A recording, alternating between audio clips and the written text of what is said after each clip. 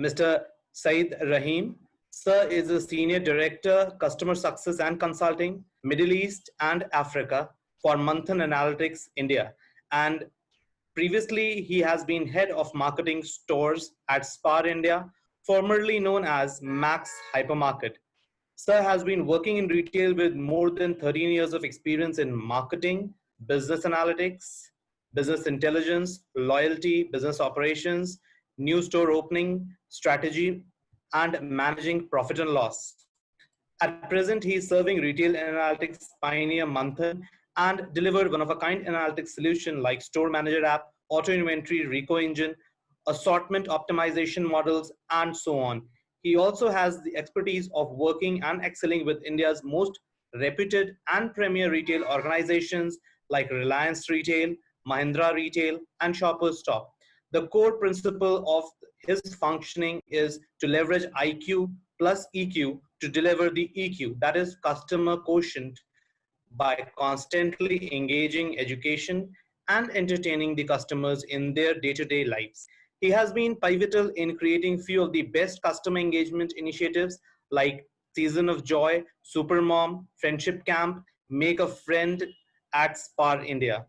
Few of key accolades in his kitty are: he made the loyalty program Landmark Rewards as one of the most successful loyalty programs among the hypermarkets format in India. He ideated, conceptualized, and drove world-class campaigns like Season of Joy, which was qualified among one of the top 5 best campaigns in the World Retail Congress Award. He won silver in Lighthouse London as Best Campaigner of the Year. He also built analytics and consumer insight functions right from scratch to support rapidly growing and dynamically changing business landscape. He introduced new and innovative models like consumption gap, shopping mission with category role, and micro-segmented category penetration models as few of the key initiatives in the advanced analytics practice. Prior to this, he has worked with SPAR India head marketing stores with comprising of brand media alliance, revenue analytics, loyalty and consumer insights, digital and social media, gift cards and services of SPAR India, a function which thinks, innovate, create, power, intelligence and insights to drive seamlessly customer experience. Without further delay, I would request Syed Rahim sir. Sir, please begin your deliberation and provide your experience to our students and our participants. Sir, you need to unmute your mic. Yeah. Viresh, thank you so much, Viresh, for the warm introduction. So without any further delay, let me jump on to my presentation. I hope you are able to see my screen now.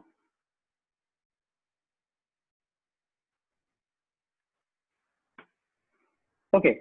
All right. So what are we discussing today, right? First of all, thank you so much for all the prior speakers who have covered largely in terms of how analytics is helping various organization level and various different business unit level initiatives. And today I'm going to talk about how the future of analytics is looking in retail.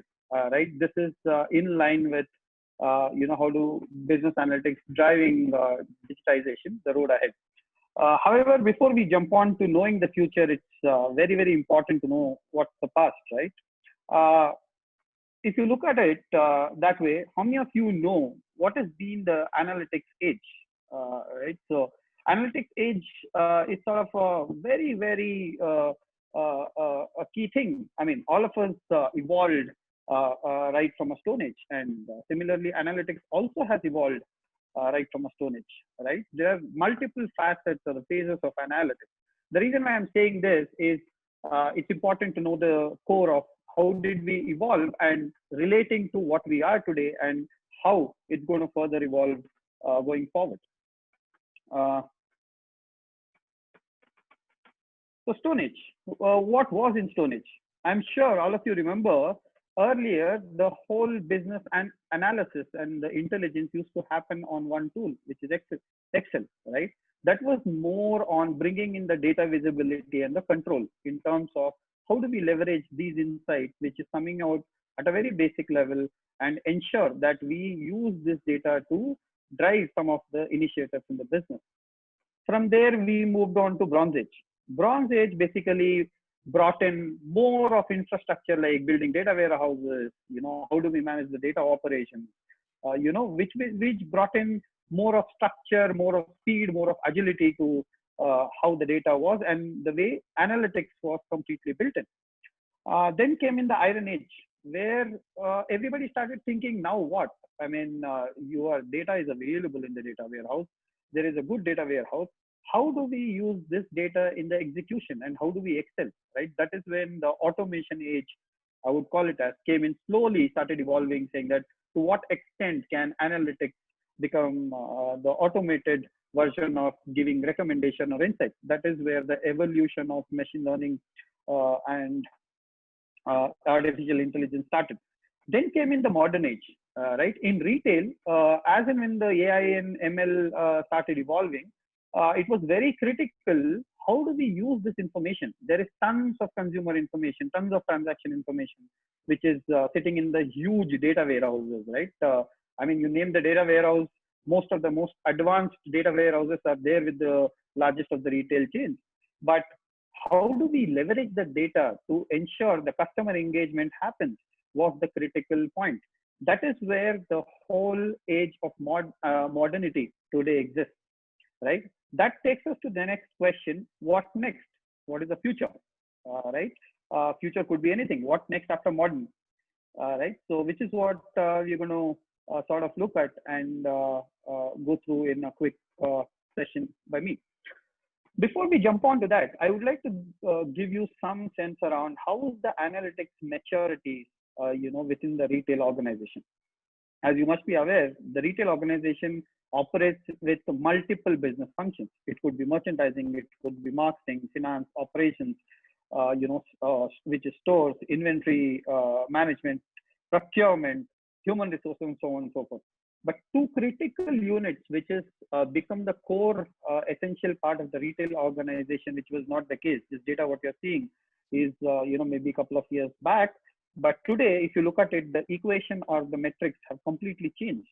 Today, the customer insights and customer management has become the core functions of a retail organization. Because what in the modern age we have learned is it's not about having data. It's not about ensuring that you do a lot of analytics. It's all about doing that analytics. How do we leverage that analytics to drive customer insights? At the same time, manage the whole customer to grow his or her lifetime value with a brand, right?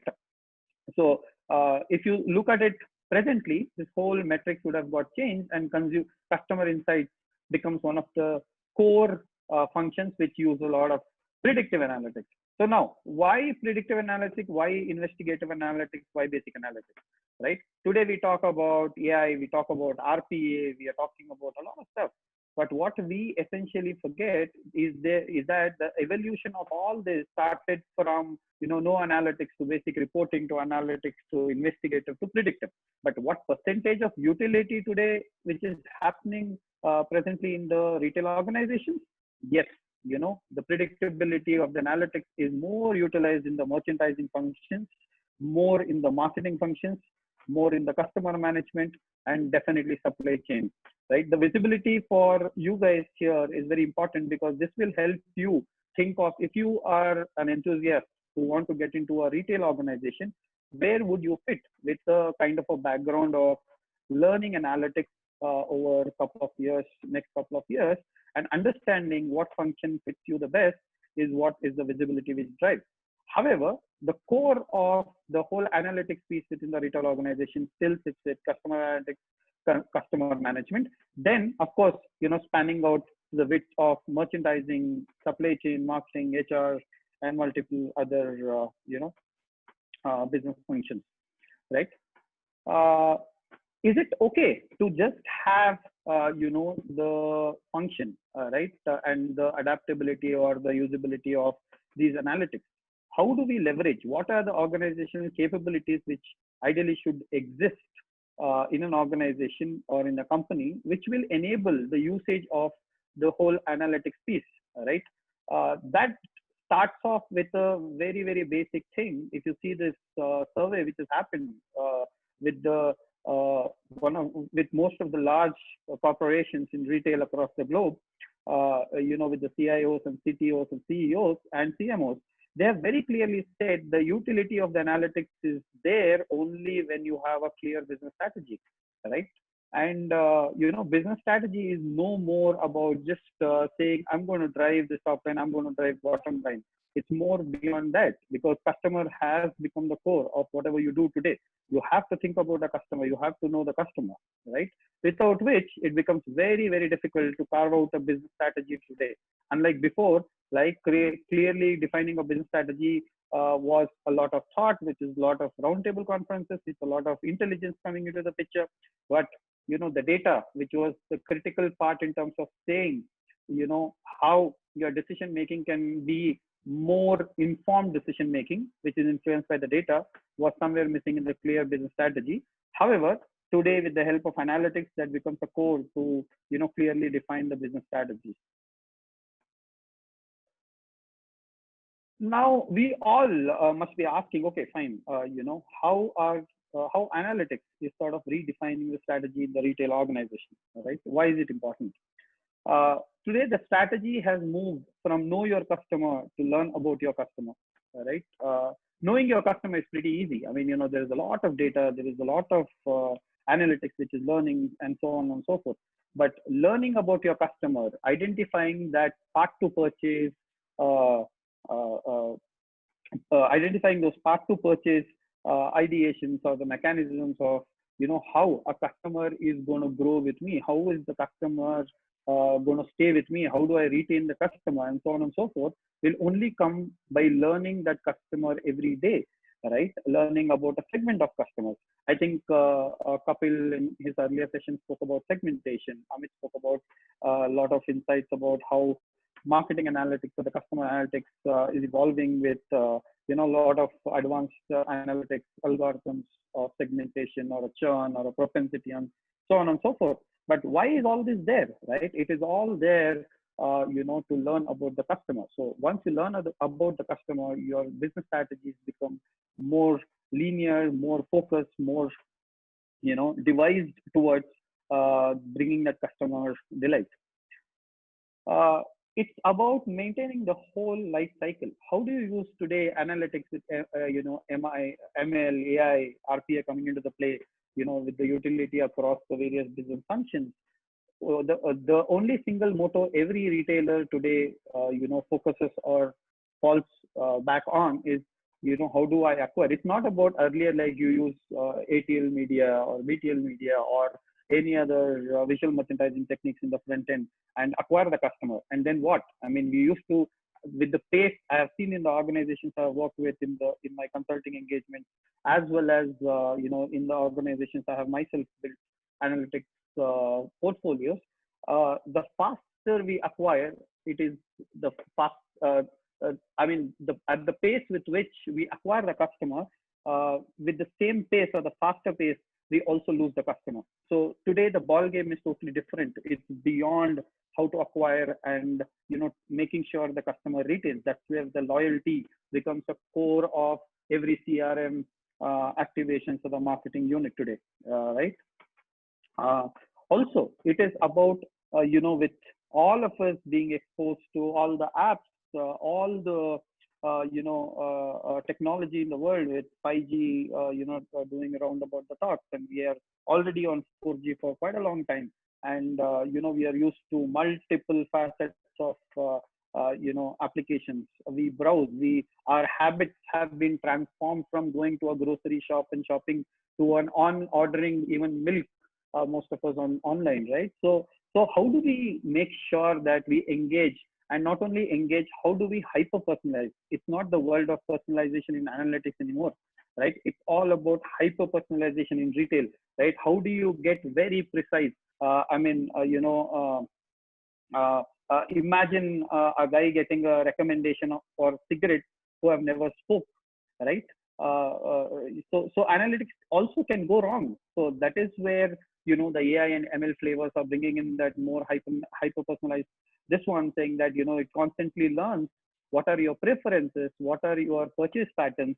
Not only doing that, but also it reading about what are your behavioral traits which you exhibit either on a social media or a website you're browsing and so on and so forth, and hyper personalize the promotions or campaigns. I mean, a simplest example I could talk about, it's not a very hyper personalized, but more of a recommended personalization is also if you go on Amazon, if you have shopped earlier something, or if you have put something in the cart, there's always associated product which is shown to you, right? How is all this happening is the biggest question. But also what is fascinating is how the retail organizations today, both at the brick and mortar level, I'm going to talk a little bit more about how people are using analytics at brick and mortar stores, but also how are they leveraging the whole piece of analytics on online, web, mobile app, and so on and so forth, right? Today, in the world of analytics, I believe that customer is no black box. There was a time when knowing customer behavior was one of the biggest challenge. Today, with the technology emerging and being at a scale at which anything is possible, customer is no black box. While we know the transactional data, we also have access to the customer behavioral traits basis what customer is doing outside, right? All of us know, but we still are there in terms of using the app. We know that app reads about in the mobile what are we doing. I mean, we are giving access to the app to view our camera, to listen to what we are doing, right? But we never stop using the app. I mean, we are in that era of driving our lifestyle through our digital media. So obviously it's no black box. But what is critical is how do you use that data effectively in terms of managing your customer expectations and bringing in the delight in the customer life. What are the key trends which you are today seeing, right? Customer metrics take focus over any other metrics.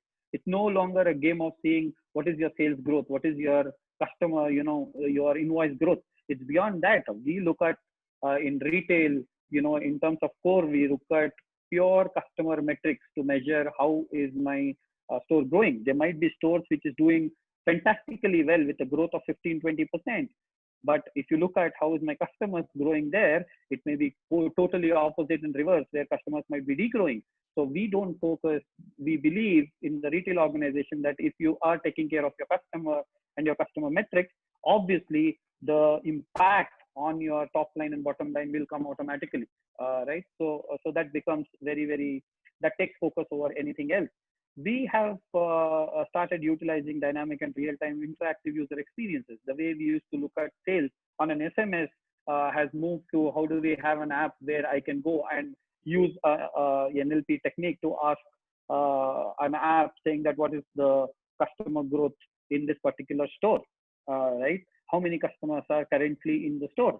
What is the customer, which section customer is sort of purchasing, or what is the maximum density of customer flow in a store, right? So it is just beyond analytics. It's not just doing analytics basis the purchase history anymore. It's about video analytics. You would have heard of how a self checkout Amazon stores are there, which is already operational, right? How people are using video analytics to see whether the customer completely bends down to pick up the product from the lower shelf, or by default, by de facto, customer picks up the product which is arranged in the top shelf.